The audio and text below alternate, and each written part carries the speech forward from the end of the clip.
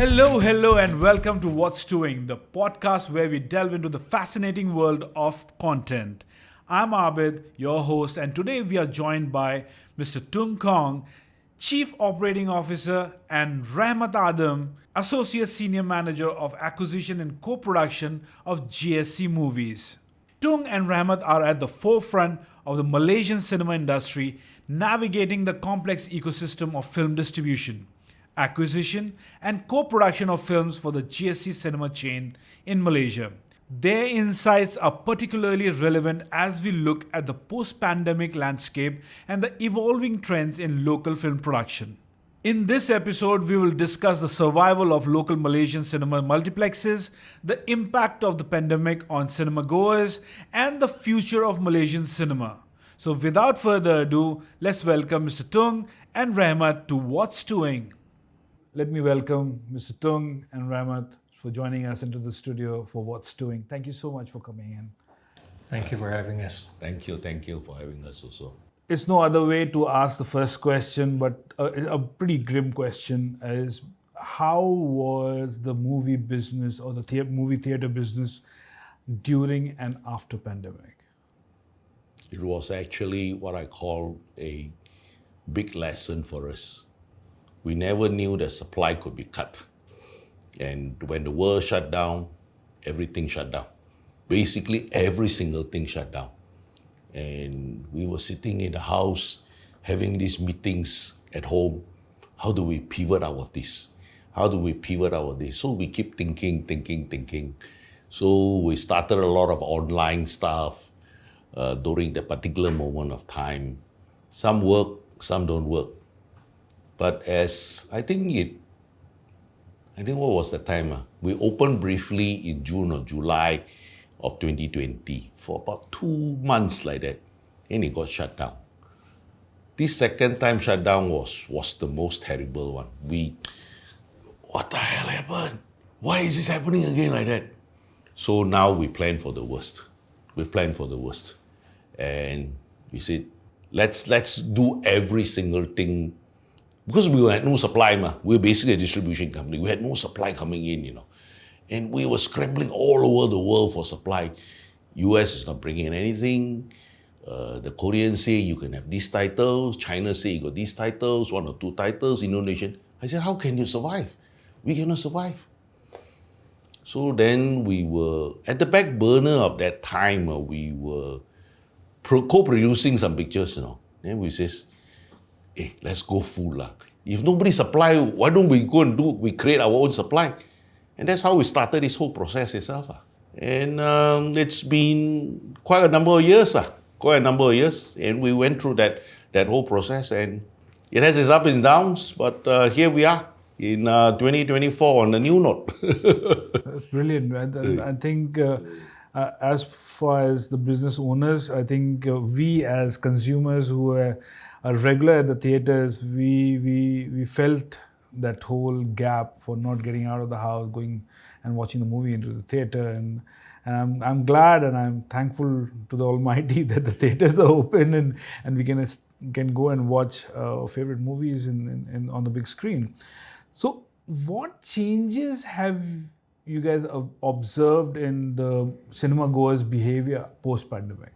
During the pandemic, you have 24 hours at home.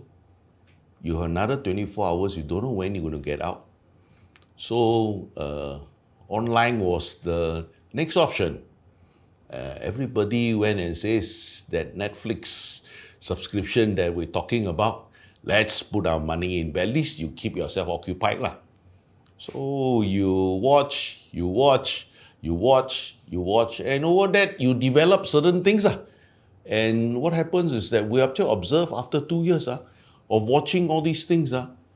Something is ingrained into their heads of all the viewers, The expectations for the new movies that come out totally blow us apart. I said, this type of pictures used to do very well.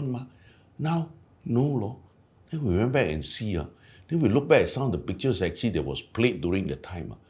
I said, wow, those were cinema standard pictures, And people were just watching at home. And that's why even right now, I say, no way. We had to do something. We had to do something about it. We had to do something about it. And I always remember this picture we had, Air Force the movie.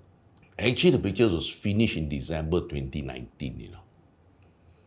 And we were about to go into edit and post-production when we got close. We were just waiting for the final 10 minutes of the show to be shot, you know, of the aircraft itself, you know. We could not get permission to shoot the thing because RAF did not give us the thing that they go ahead to do. And when we finally did it in 2021, we got to shoot it in the middle of 2021. And we finally shot the picture. Then we put it together. At that particular moment of time, I remembered they told me the director is, stage 5 of COVID now. Oh my God. Oh my God. We told the thing, guy, we're going to lose this person very soon, man. How is he going to put all this together? Wow, we told all the producers, I says, all of us will have to become editors, sound designers, every single thing we have to do now. So actually, during that period of time, I think the whole team came together and put together this picture. You know. Miraculously, the director survived. You know. He supervised the end portion of the whole thing. You know. And I says, we told the director, I says, please don't ask us why we do this version. It was done when you were not around. All you need to do is just make sure you supervise these things, make sure that it goes okay. We just want to release this picture. And what happens was that just, I think, 3 months before Air Force release, Maverick was released. Wow, people after they saw what they can do with that one, then they say, Air Force, why we cannot do? They said, that one, we shot it before them one. We shot the thing before them one. How do we know that they can do like this? Right now. So the expectations have gone. Well, so that's exactly, they said the expectations have gone. But actually, they all don't realize our Sukhoi MKM is better than F-16. But the way how they shot the picture, they look at the thing is good. Right now. It's actually tech at work. It's tech at work. Yeah. It's tech at work. So they made it look so good. And then he says, no. So, but I said, but that is Malaysia law, right not? Huh? We do what we can. We do what we can, right not? And what was happened was that TUDM did not allow us certain things. Because our planes were retrofitted with avionics not from Russia. Only the fuselage and the engine from Russia. Every single thing inside the plane is the proprietary of TUDM. Wow. So you are not allowed to show the cockpit. You're not allowed. You only can show the plane, the afterburner, and that's all. Not allow anything else. I think the audiences don't understand. They don't understand. They don't understand. So we said, we wish to do it. No, they said, no, you're not allowed to. That's why they supervise all the way, all the way they supervise, They make sure, they see the final cut, they make sure that all these scenes, if you accidentally put in, he said, can you please remove this, remove 2 seconds out of this one. They make sure like that. Just to keep everything in a top secret. Yes. Same thing. Yeah. Now, because there are a lot of local movies also being released post-pandemic, and also now that audience preferences have changed. What kind of film the local Malaysians and they prefer to watch on the big screen? Well, this one is a combination of big budget, good story, and good cast. So it's always in that formula. The budget must be big, your casting must be known, and then it's a good story. Because at the end of the day is that the people watch a picture, they follow the story. Yeah. That story is very important. Once they follow the story, then they'll be captivated. Because one of the key things that I always notice is that if you can sustain the picture for 2 hours and you didn't realize 2 hours has passed, that's it. that's a good picture. The audience also, when they've been exposed to too much of OTT content, they expect certain things when they buy tickets and go to the cinema. So it's basically the whole package, but at the end of the day, it boils down to a good story. And then you have the cast, and then basically everything that should be in a good film. No, I but think yeah, that's what they go for. You can't hide things anymore, because I think the audiences have become much more smarter, clever, and because they're exposed to so much of content from overseas. Yes. So it's not just about the big commercial pictures. You will see a shift towards more independently made films. And I think you can agree by the recent success of Abang Adik, which came out of nowhere and was basically everywhere in Malaysia. Absolutely. So, and that's basically good storyline, good acting, and everything else that was basically all the positives about the film. Today, audience also have an opportunity to vent their frustration on social media. They also want to sound smart, right? And I think they are. They are. Whatever comments that we've read on the films that are shown that have been shown in the cinemas, they come from a place whereby the audience make comparisons. Yeah. Because they've seen too much. Yeah, that lockdown really made them into proper film critics. Everybody is a film critic now. with a social media handle on their hands. Yes, correct. So have you the local films, and have they evolved with the advent of OTT? How did they have evolved now? If what you see post pandemic, means the quality of the film, the storyline of the film, has that evolved? Not really yet, because that one happened in 2022. We are now 24. So I would actually think that films that are made in 24 to 25, which will be released in 26, 25 and 26 will actually see. Because we are part of that process of also doing of those things itself like that. I mean, after we finished Air Force, we released the picture, then we realized we could basically spend a bit more time putting a bit of money into these things to actually look at the thing. But at that time, when we cannot see the horizon, as producers, we cannot make that decision. So, but moving on 2 years down the road, I said, now, hey, let's some of the projects actually we have green lighted. We says, hey, let's stall it for 1 month or do like that, or let's rework on some of the things, or even if they're finished already, you finish production before they go into the final, let's see what we can do to fix up some of those things. So at least we play our little part in trying to come up with a project as best as we can. But it is still a work in progress. All these things are changing as we talk, like that way. So what is the box office formula for local films making big money at box office? Is there one? It's always the same thing, no? Big budget, big actors, good story. It has always been that way. It's because number one is because if we had that budget, of course certain things can be done better. But when you have that amount of cast inside that one costs a lot of money. And then you have the director attached to it, that one costs a lot. All these things. And then the story, that is an attraction to actually people. But I'm not saying that every picture has to be done like that one. Because then you will always have that 2 director or 3 directors making those pictures, and then you only get every 2 years or 3 year one picture. There's not enough to fit the cinema. So we need to have the second level itself also, which is actually coming up with very good stories, lower budgets, and building up their credibility as they go along. Right? I mean, Abang Adik was one very good example of this kind of things. I would think as we go along, there will be more and more of these type of pictures coming out, really.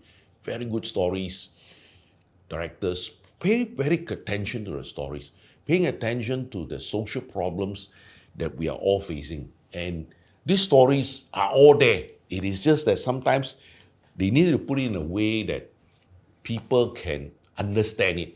You need to just craft it in a way where people can absorb the Yes, the yes, emotions. yes, yes. But in the absence of a big budget to work on your film, you always want to concentrate on your story. If you have a good story, then I think you're halfway there. No, that's the film book, first page. Yes. You want a big film? It's only three things work: script, script, and script. We always say it's still story, story, and story. Yeah, so Act 1 is story, Act 2 is story, Act 3 is also story. Exactly. So you're right. So that always works. So in your view, what are the major challenges in film distribution and marketing for small studios compared to the larger ones? Larger studios got all the money in the world to market. Smaller studios don't have. So they have to be more creative. But with social media, that opens up an avenue to the whole thing. So you then be able to craft out a marketing strategy. Like basically, it's a marketing strategy to gain that word, to look at the things itself. What is the thing inside the picture that is able to push out to the thing? One of those things that we employ is to what we call midnight screenings. That means 2 weeks before it's midnight screenings, open up to a very limited amount of audiences, people who are willing to take that challenge to see those pictures. They see already, they come up and they just spread the message to their friends. This is one of the ways actually we look. And then crafting what we call these social media messages inside the thing. How do we craft it up? That is an art that actually we look at the thing. How do we craft those messages that will resonate with the audience? And we also listen. We also listen to the ground. And when we listen to the ground, then we know, hey, what are they thinking? So he said, hey, this was something that we ignored. Let's relook at the thing. And then he said, next week, hey, we can come up with a new message like that. Because with social media, we can actually do it very quickly like that. But we're always listening, flipping through all the comments actually coming in, and we take it and then we adapt, we do like that way. So on that note, do you think will an effective promotion and marketing strategy will overtake a good story, or a good story will always be above all the glitz and glamour of promotion marketing of a film? It works hand in hand. Yeah.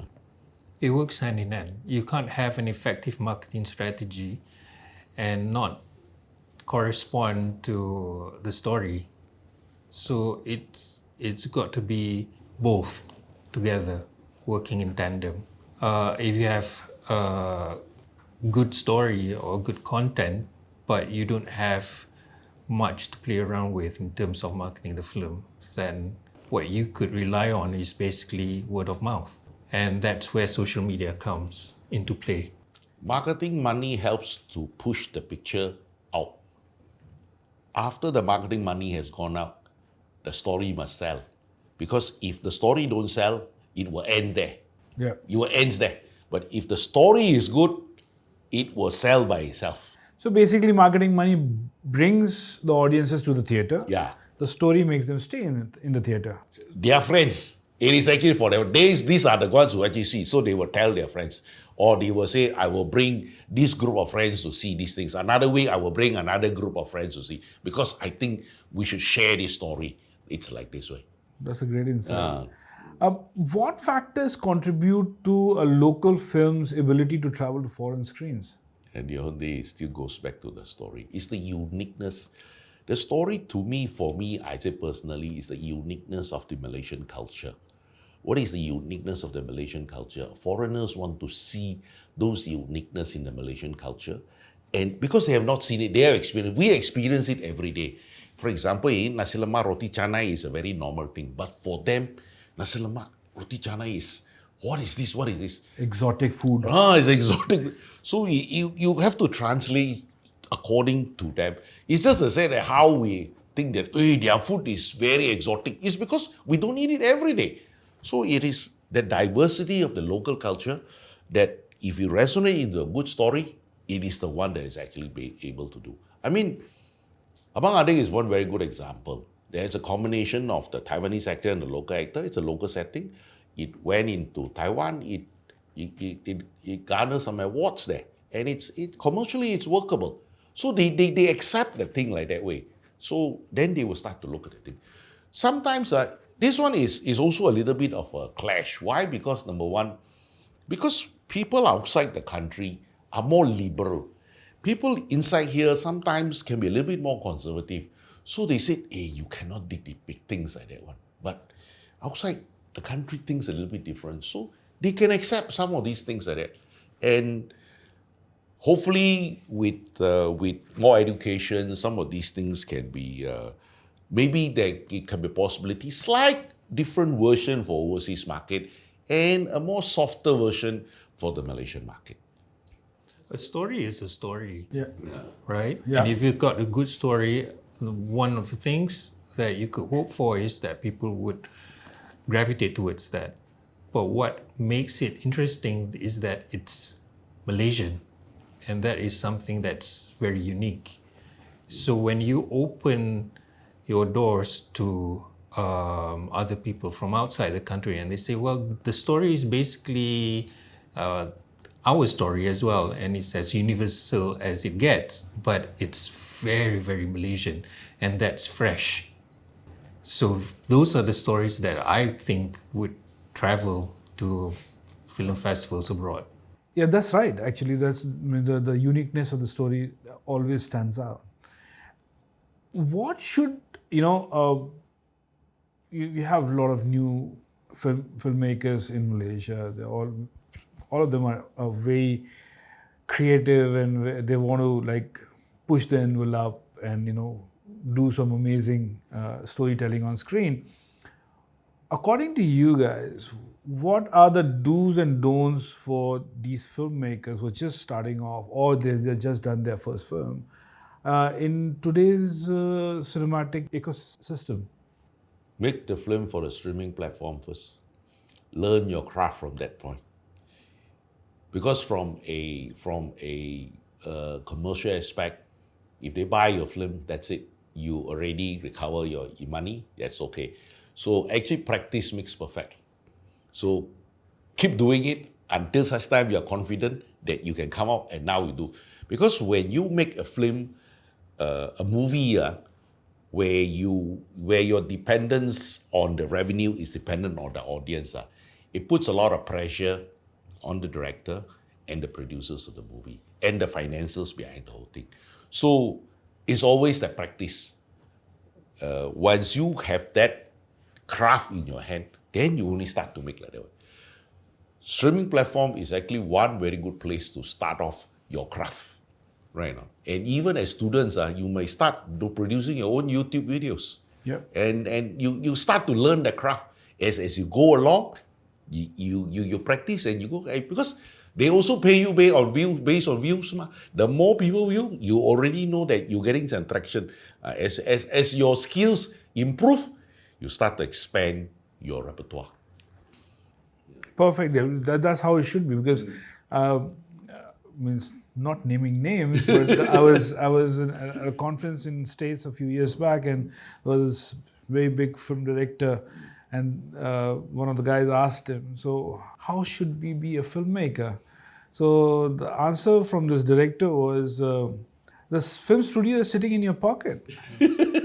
You shoot it, you edit it, and you publish it. Yeah. And that's what a filmmaker is. You have to tell your story, and everything is just sitting in your pocket. Yeah. And if you can't make a movie on your cell phone, then you can't make a movie with all the money in the world. But with a cell phone, you need to craft a good story. Yes. So then you have basically the 5 elements of a good story, which is basically the characters, and then the wants and needs, the plot, the structure, and you insert the conflict and the tension. So those are the do's. Even if you have your cell phone and you need to craft a story, these are the elements that you need. Yeah, if you can tell with all those 5 elements, if you tell a story, You're on your way. Yeah, you're on your way. You can, if you can garner that kind of audience on a free platform like YouTube, you can make a film for the big screen. Yes. I think that's What we've seen, well, we are buyers as well. So we go to film markets and we acquire pictures for Malaysia. And there are quite a few directors who have gone on to make feature films, and they started out doing short films also. Short films who have traveled to film festivals and win awards and whatsoever. One of the good examples that I can mention here is the recent success we had with Talk to Me last year. Oh, that was a surprise sleeper hit. Yeah, and that was based on a short film. Yeah. Sorry, that was based on content that was made by YouTubers, basically. Yes, and now they're making a sequel. They're making a sequel, yes. So that basically answers the question. Because if you're good at making stuff for YouTube, you will be very much capable enough to make for the big screen. So that is exactly what we look for when we are buying pictures. We saw the concept, we say, let's go for it. Let's go for it. So how do you think local films should compete in cinemas, based on merit or the wajib tayang? Local film should always be based on merit because number one, it is the audience who is paying to see the picture. It is not the cinema's prerogative. I say I should play. It is the audience. If the audience want to see the picture, they will see the picture. It's the same thing like if you open a restaurant. If people think your food is good, people will come. Yeah. It will come. No matter what you do, it will come. Even if it is a roadside store, it will come. No, that's what we see even in KL, Yeah. If your food is good, You will come. People will drive for hours to come. And then what happens that after they've eaten or after they've seen, they will share on social media. And this is where the message will spread. Yeah. That is the thing. So you're saying that merit should come first rather than, wajib tayang. Because you've got to ask as well, how much can your wajib tayang help if it's not based on merit? That's an acid test. It your is capabilities. at the end of the day, yeah. So if you have a film that's subpar, and then you have wajib tayang, but you're not able to get the audience in, then You lose at every end then. Yeah. So what is JCM's aim in being involved in local film production? We want to be part of the ecosystem. We have also noticed that actually, basically what happens was that the Malays form a majority of the population, but the films catering to them is very little. So then we look at it at the ecosystems, it says every single time when we see a picture, it is only the few filmmakers that actually made the pictures. And if I depend on them, there will be not enough films for the cinema and also for the audience itself. Then you'll be doing the thing. So trying to develop the thing is that we say, hey, why don't we be part of the thing? Because we are basically marketers. Yeah. And when we are marketers, when they come us to bring a product to us, we take a look. Why do you shoot the film this way? Why can't you shoot that way? You finish already, cannot do anything. So we said, hey, why don't we go to the start? Hey, we start before the thing is made. When it comes in that book, and we look at it from that book itself. We look at it from the book, and then we look at the thing, and then we see how we can help them to develop that story better. Once we help to develop the story better, then we say, okay, then we say, we're willing to put in money to help to market the film. I said, why don't we put a little bit more money inside the thing, combine together, create that story, find other collaborators to actually look at the thing, and make a product much more better. And it's that few years actually that we look at the whole thing and says, hey, we're getting there. Slowly we're getting there. So looking at the thing is that we hopefully by 25, 26, there will be maybe 6 to 8 big films a year, rather than now 2 to 3. And that's basically putting your skin in the game. Yes. It's not just commenting and giving your, But it's always been a collaborative approach. we want to collaborate with the local filmmakers because we come from basically the same industry, but we have a different background altogether. And you come with your own strength as well. So why don't we work together? Why don't we collaborate on this film project or whatever film project that you as a filmmaker bring to the table and craft something that's a win-win basically for you as a creative content author and us as a co-investor or co-producer and as a distributor as well. So, what are the challenges prevalent in the local film industry's ecosystem? They have enough money to make the film, but not enough money after they have made the film, which is actually for the marketing and distribution. So, finish, make, done. He said, my job finished. No, your job just started. I think your job just started. You belum jual itu produk, you know. You belum jual, you know. This is where the thing, you don't have the capability to market and distribute. It's no longer about, I put the film in the market, people will come and see. No, nowadays, every day, the schedule is full one. You ask everybody, hey, got this thing here, got this thing here. So they must find that time. You said, hey, I need to craft that time. Hey, I want to see this picture. Why? Because they got this interesting. So that is that message that we need to drive. And that one needs not only talent, not only the talent to craft the message, but you also need the money to put it. Social media is not free. Yeah. True. But again, why is collaboration, going back to what you were telling us before, why is collaboration so paramount in today's volatile environment? One of the things that we pretty much face almost every time that somebody pitches an idea is basically that. They're unable to pitch us a good story or an idea that captures our hearts, or that we want to come back to them and say, I really like your elevator pitch, which is basically 5 minutes, right? Yeah. When they fail to pitch you effectively, then how do you expect things to move or progress forward? That's one of the biggest challenges we face. The ability to pitch effectively, coming from whether you're a seasoned filmmaker or a newbie. Wouldn't you agree? At the heart of every film, there is an underlying story. That underlying story must be very clear from the start before you make the film. Because the minute you are on the scene making the film, every day money is flowing up. Yeah. And that is a pain if you cannot recover the money. So before we go to that one, we on the paper and over the coffee and the water, we sort out that problem before we start to do the shoot. Once you can sort out that problem, okay, then at least we have taken care of the bigger problem right now. So after you shoot, we take a look at it again and see whether what we discuss really comes back on the film. If it not, then we see again one more time and says, how can we now become the plastic surgeon, Then we say, hey, this one we need to do like that, this one we do like that, to make it into a more cohesive product. Once we made the cohesive product, after the marketing and distribution we put out, then we finish the thing. If it does well, we bring a pat on the back. If we fail to do well, then we say, what did we do wrong? So it is always the learning process. It starts all over again and it just sticks like that.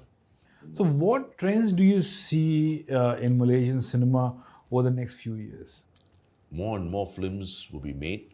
More and more genres will be touched on. And I look at it first, the human stories that are all around us. Every day, the human stories first. This will be the first batch of stories that will come out. Later, then the other things will start to come up. The horror stories, the fantasy stories. Actually, it's quite very similar to what actually Hollywood goes through. It goes through the same phase like that. It's just that things that resonate with us. Hopefully, one of those days, we will work with a foreign country and we have mixed casts inside the thing. That will be the day. And then if the final thing will be our stories will be accepted beyond ASEAN and the Asian countries. Yeah, so what I was saying is that more films will come into the cinemas in the future. Will be those films that resonate with the audience. The audience would, these are the audience who would be buying tickets, right? And when they see a film on screen and they say, I can relate to this character, I feel them, I feel the conflict. These are the experiences I have gone through, or I may go through in the future. So once you have that connection with the audience, I think, yeah, that may be a success story when your films are made for the audience. One of the things that in a distribution strategy that has not been done for local films is what I call as a platform release. It's never been practiced because number one, the filmmakers themselves say that if I do a platform release, that means you have no confidence in the film. But we've actually done this kind of things for the films that we buy because we know this film must go through that process before it goes to the next stage. So basically what happened, the platform release is that on limited number of cinemas, it released in the first week. Once it gathers the momentum, we increase it. So instead of blasting up everything, then we said another one, then we said, okay, then we said, then another week, we will increase it to another level so that it actually gains the momentum. People who are in the center core of the town are more receptive to these ideas. Those who are staying outside may not be so receptive. So then we gauge where that whole thing is. And we look at the thing, how it resonates. Because this is actually very similar to development. Infrastructure development happens at the core first. After the core, it moves to the outside and then it moves to the countryside. So actually, it's a very similar thing, but it's not been practiced in Malaysia. What advice would you give to new filmmakers entering the industry? Story, story, and story. Keep writing, keep experimenting, Yes. and make it better. Yes. Like you just said just now, that camera is in your pocket. Make use of that camera and start with that first. And practice, practice, and practice. When you have an idea and you need to pitch to a potential co-producer or co-investor, and you have a very limited amount of time, pretend as if you're talking to a friend as opposed to a potential business partner. Yeah. And I think it'll put you at ease, right? So here I am, I'm going to talk to a friend, I'm going to tell him my story and see whether he likes it or not. That's also a practice that new filmmakers should do before coming to any prospective co-investors or co-producers. I think that can be the crux of the storytelling as well as as part of the pitching practice. Because usually people, when they go and pitch in front of possible collaborators, investors, they forget that they're pitching in front of people who will be involved in the project, and that's where they mess up. Because they become very protective about the story and they don't know. They get nervous as well. They get nervous, yeah. So I think, yes, you're right. You have to treat them as friends. You have to tell that story to your friends. If they like it, they will come on board, and then that story can be told. But also be clear, what is your story about? If it's about a hero, then if it's about this guy who's a zero, then he needs to become a hero.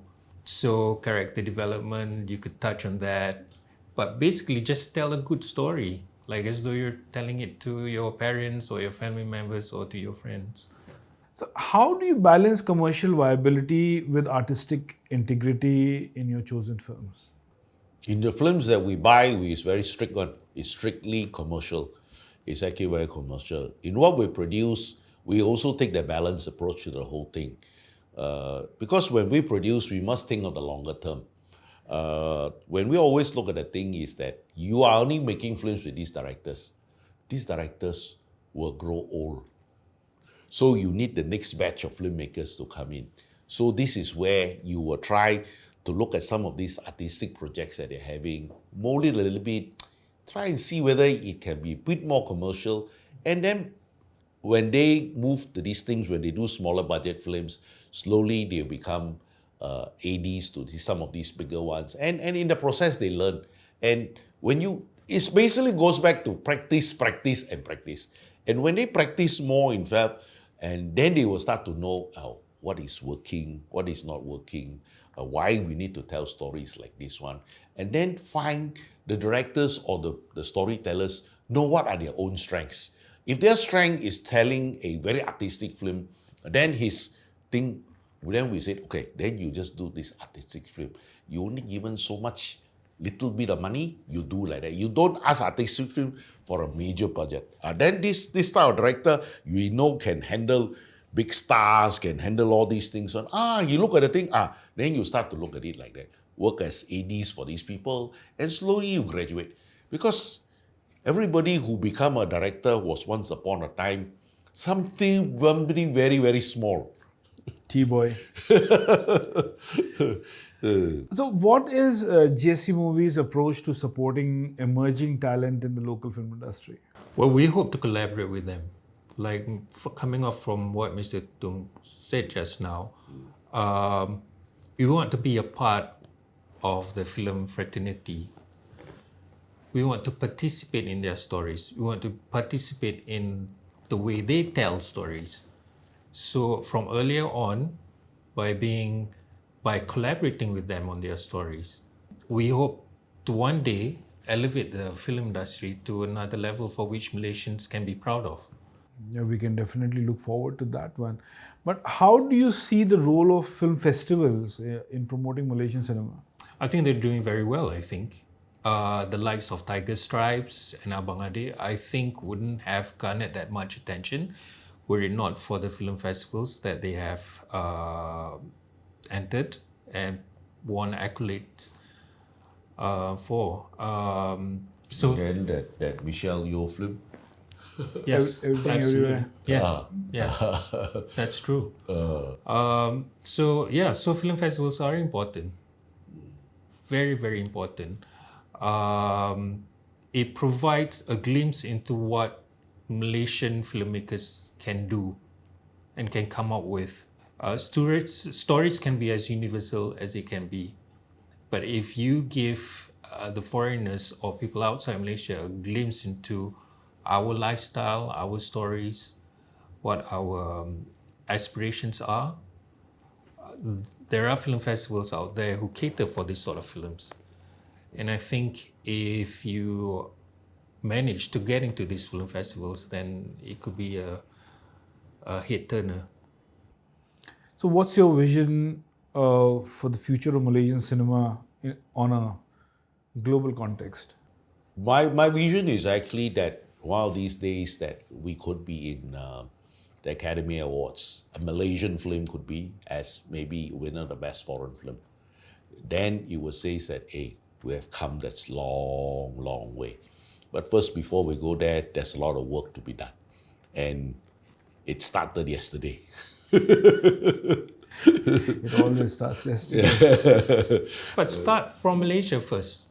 Do it in Malaysia first. Yeah. Do it for Malaysians. If you have honed your talent, and then it'll find its way, then the Oscars will be the platform in the end. We can only hope and pray for that to happen sooner than what we are. As long as you are doing it, I think it will be there. I mean, sometimes everybody wish it to be sooner. Olympic champions are not made like this way. Yeah. They go through that process. It's a very, very long process. So same with the filmmaking. The Academy Award is just like the Olympics. Having said that, my last question to you guys: the last year we had so much of great content.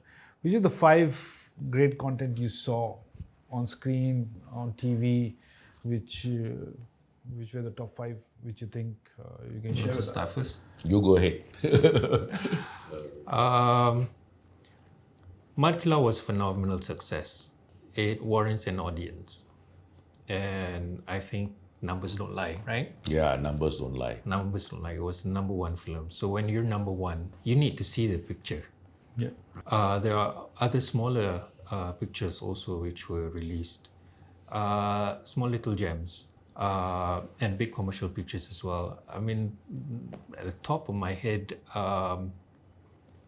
if we can say Abang Adik, which was released late last year, that's also one of the top films that I've seen. The smaller ones like Lalu, for example, which also made it into a couple of film festivals outside. Tiger Stripes, which was a little bit refreshing, and that one won an award in Cannes. So yeah, there's an array of films last year which were released, and there was always something for the audience, whether you're in for the big commercial films or the smaller ones. It's just a matter of whether you gravitate towards the film or not. And yours, Mr. Tung? For me, was the Chinese New Year film called Guilty Conscience, starring Deo Wong, where it's underdog. Then in the middle of the year was actually Malbat, or Misi Bakara. Of course, the other one was actually a little small film called Talk to Me. And to end the year would actually be two films. One is Abang Adik, and the other one is actually Goldfinger. Yes. I think I really want to watch that one. It actually shows that actually some of these films is actually the maturity of the directors, the maturity of the star, and the way how they deliver the context of their story. And these are some of the things that actually we all as producers ourselves also will want to be able to make a film of such a level later on. So that brings us to the end of the show. Thank you so much, Rahmat, and thank you so much, Mr. Tung, Thank you. for coming Thank you. and having this great discussion and sharing your insights. And like I always tell Rahmat, I'll see you at the movies. Yes. Thank you. Thanks again. Thank you Thank again you for so much. having us. Okay, thank you. Today's conversation highlights the delicate balance between creativity and commerce in the film industry. The local cinema landscape is evolving with new opportunities and challenges, especially after the pandemic. Our cinema's success ultimately lies on compelling storytelling, strategic distribution, and understanding of audience preferences.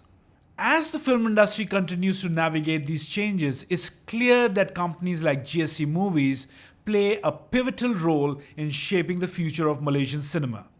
Their commitment to nurturing local talent and bringing diverse stories to the big screen is commendable. I'm Abid, and this has been What's Stewing. So keep stewing till we meet in the next episode.